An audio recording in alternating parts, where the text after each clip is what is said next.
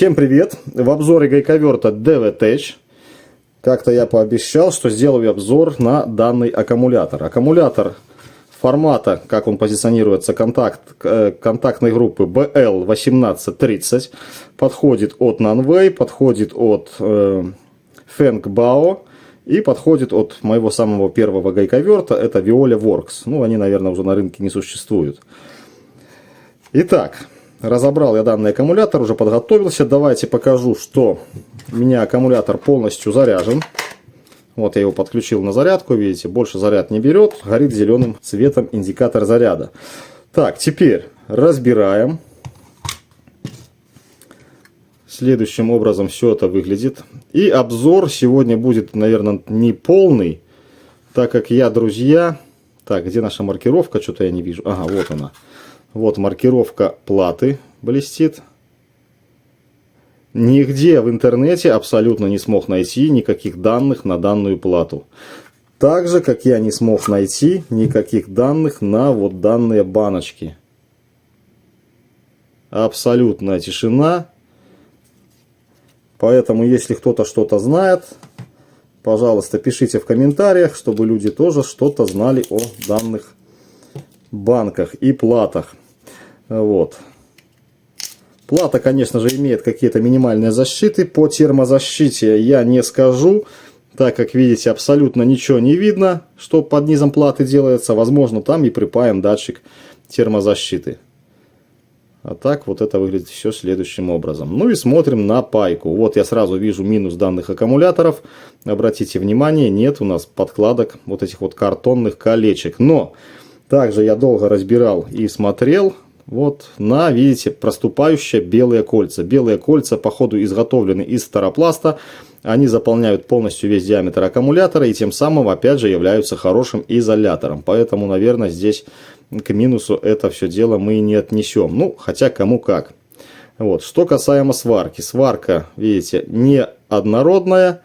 В разных местах припаяна по разному расстоянию от точек. Ну, в принципе, припаяна и припаяна, да, приварена. Работает аккумулятор и работает. Точки тоже такие, я бы не сказал, что однородные. Ну, вот, как есть, так и показываю. Вторая сторона то же самое. Вот, поэтому по плате я не знаю, что сказать. Есть, по-моему, здесь нет двухтоковых шунтов. Вот в версии 5.0 они есть, но опять же я нашел версию платы 5.0, 1.1 не нашел. Вот в версии 5.0 есть токовые шунты, здесь их как бы и нету. Дальше в планах многим интересно измерить, какое же напряжение аккумулятор имеет в заряженном состоянии.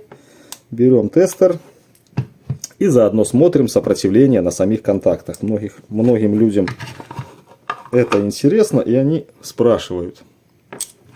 Видите, не знаю, как его положить. Надо все-таки распечатать какую-то подставку. Какую-то подставку под данный тестер. Так, ладно, меряем. Общее сопротивление и напряжение после заряда аккумулятора. Итак, сопротивление 43,4 миллиома и напряжение 20,81 вольт. Теперь будем измерять напряжение наших параллелей. Соответственно, напряжение и сопротивление. Понятное дело, что балансировки здесь никакой нет на плате. Как я уже сказал, обладает минимальным количеством защит. И смотрим первую параллель. 8,25 миллиом. Напряжение, ну давайте говорить, 4,19 вольта. Вторая параллель.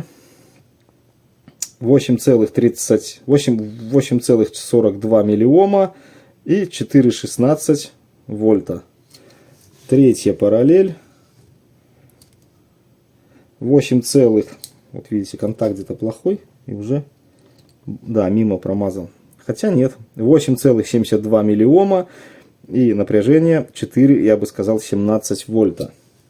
Следующая параллель 8,72 миллиома, 4,16 вольта.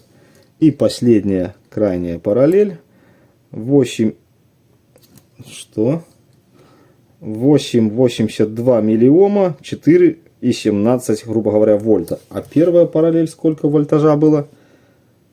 4,19, видите, то есть разбаланс немножко есть, но как бы не особо страшный пока, по первяне.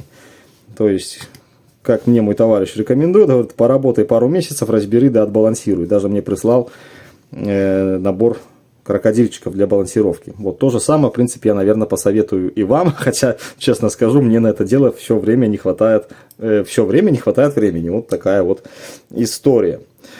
Вот, посмотрели мы все это дело. Значит, баночки здесь показывают 8,7 милливольта. Следовательно, одна банка где-то порядка 16, да, если отбросить сопротивление вот этих вот никелевых пластин. Никелевые пластины навскидку тут 0,15, не особо толстые. Ну, хотя, опять же, глазомер есть глазомер, могу и ошибаться, может быть и 0,2. Но, по-моему, 0,15. Вот, значит, получается примерно сопротивление одной банки 16 миллиом. Конечно, не супер высокотоковые аккумуляторы, но, я бы сказал, не особо плохие, если судить по внутреннему сопротивлению. Хотя внутреннее сопротивление, хоть и решающий фактор, но не супер решающий, я бы так сказал, да. Сейчас в планах ставим на тест данный аккумулятор на разряд, посмотрим, сколько в нем емкости, заявлено 4 ампера.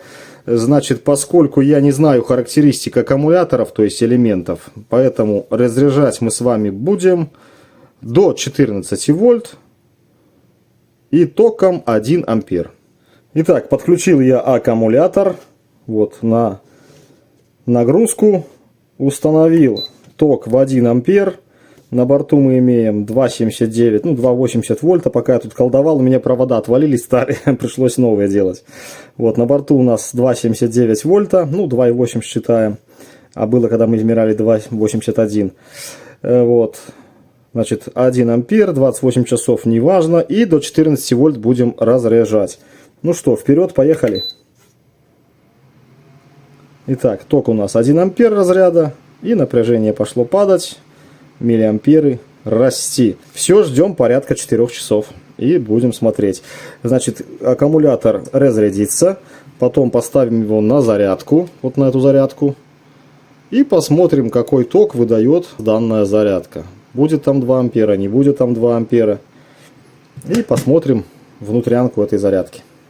Так, ну и вот такие результаты мы получили после тестирования. То есть 4073 миллиампер-часа. Вот, я считаю просто нормально и отлично. То есть такие варианты могут быть. То есть все написано 2 часа на одном элементе, но на нем как бы сливается немножко больше. Вот такой примерно вариант, да, с увеличенным количеством миллиампер-часов был на фонарике. Забыл маркировку, был у меня на обзоре фонарик, короче, с зеленым светом. Поэтому я считаю просто супер. Конечно, аккумулятор сам целиком не могу сказать, что он супер-пупер, но, как говорится, рабочая машинка. Так, сейчас соберу аккумулятор и попробуем тестануть, сколько же выдаст нам, какой ток вот эта вот зарядочка. Ну и смотрим, что у нас внутри у нашей зарядки. Значит, плата выглядит следующим образом. И с той стороны сейчас тоже, конечно же, посмотрим. Вот так все это дело, собственно говоря, и выглядит. Так, ну что ж, попробуем подключить аккумулятор и тестануть зарядку. Врубаю аккумулятор до конца. Берем токовые клещи. Так, что у нас? Постоянка и обнуление. Так, все тут хорошо, в принципе. Ну что ж, включаем на заряд. Красный светодиод загорелся, то есть идет зарядка. Ну, а мы смотрим, какой ток зарядки. Аккумулятор, напоминаю, пустой. 2 ампера и вливается. Вот, не видно, да? Вот, 2 ампера, 2,1, 2,2 даже, видите, с нарастанием. Началось все с 1,9. То есть в районе 2 ампер все это дело крутится. Поэтому зарядочка абсолютно честная. Ну, а я хочу на этом закончить свой, так сказать, не особо хороший обзор, да, потому как не нашел я ни на плату, ни на элементы никаких сведений. Ну, вот как есть, так и есть, вы уж извиняйте. Все, всем спасибо, удачи, крепкого здоровья, ну и до новых видео.